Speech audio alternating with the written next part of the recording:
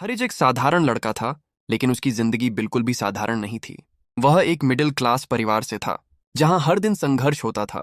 उसके पिता लंबे समय से बीमार थे, माँ घर संभालती थी, और घर की जिम्मेदारी धीरे धीरे हरिज के कंधों पर आ गई थी। वह सुबह कॉलेज जाता, फिर शाम को एक छोटे से ऑफिस में पार्ट टाइम काम करता, और कई बार पैसों की जरूरत के कारण देर रात तक ओवर टाइम भी करता था। उसकी जिंदगी में आराम के लिए कोई जगह नहीं थी, लेकिन उसके चेहरे पर कभी शिकायत नहीं होती थी। उसके लिए उसकी थकान से ज्यादा जरूरी उसका परिवार था। उस रात भी कुछ ऐसा ही था।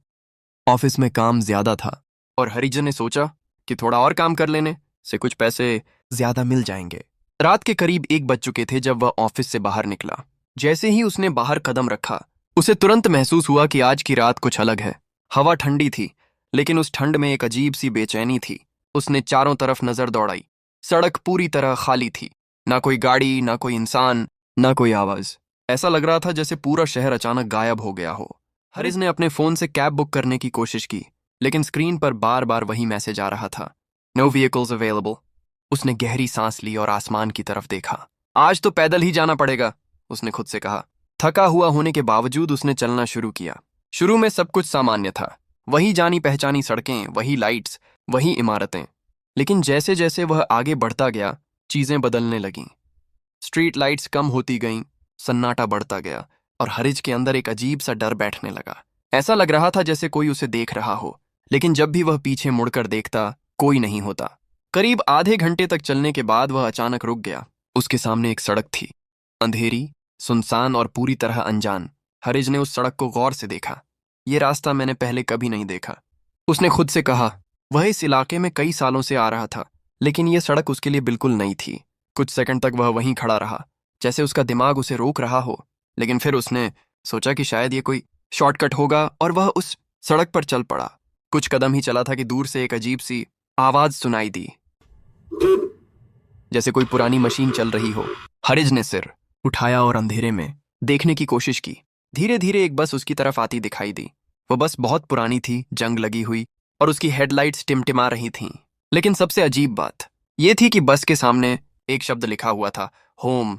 हरिज के चेहरे पर थोड़ी राहत आई। उसने तुरंत हाथ उठाकर बस को रुकने का इशारा किया। बस उसके सामने आकर धीरे से रुक गई। दरवाजा एक अजीब सी आवाज के साथ खुला, क्रीक। उस आवाज में कुछ ऐसा था जिसने हरिज के दिल की धड़कन थोड़ी तेज कर दी। उसने बस के अंदर झांका। अंदर हल्की रोशनी थी, कुछ बल्ब जल रहे थे और कुछ बंद थे। माहौल अजीब था, लेकिन वह बहुत थका हुआ था, इसलिए ज्यादा सोचने की हालत में नहीं था। वह बस में चढ़ गया। ड्राइवर अपनी सीट पर बैठा था, लेकिन उसका चेहरा साफ दिखाई नहीं दे रहा था, जैसे अंधेरा ही उसका चेहरा हो।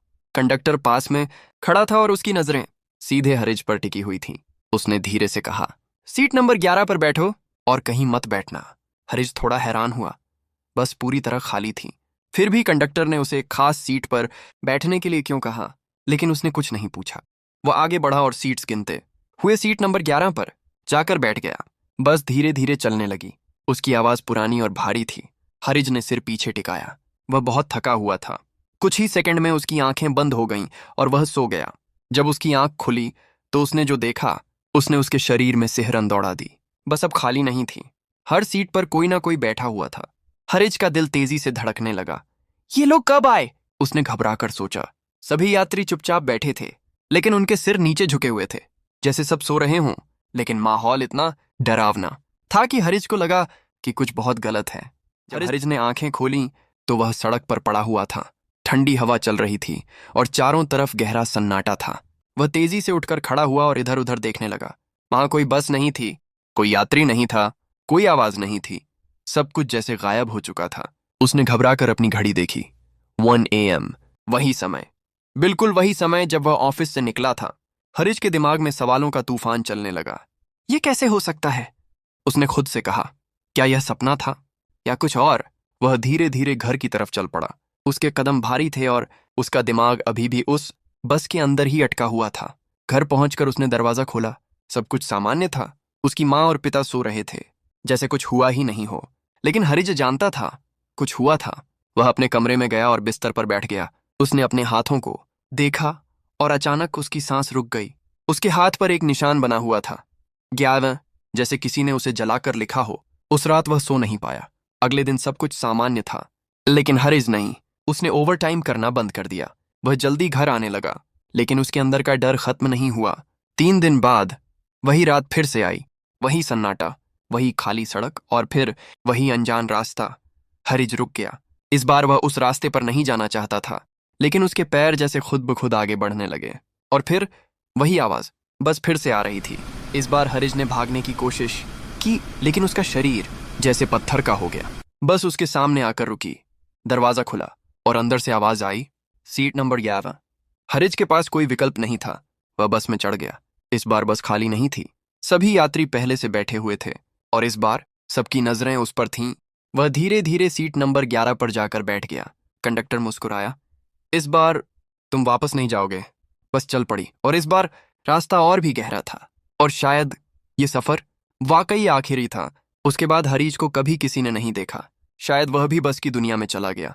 इस तरह की कहानियां देखने के लिए हमारे चैनल को लाइक करें, सब्सक्राइब करें और अपने दोस्तों के साथ शेयर करें। आपका बहुत बहुत शुक्रिया।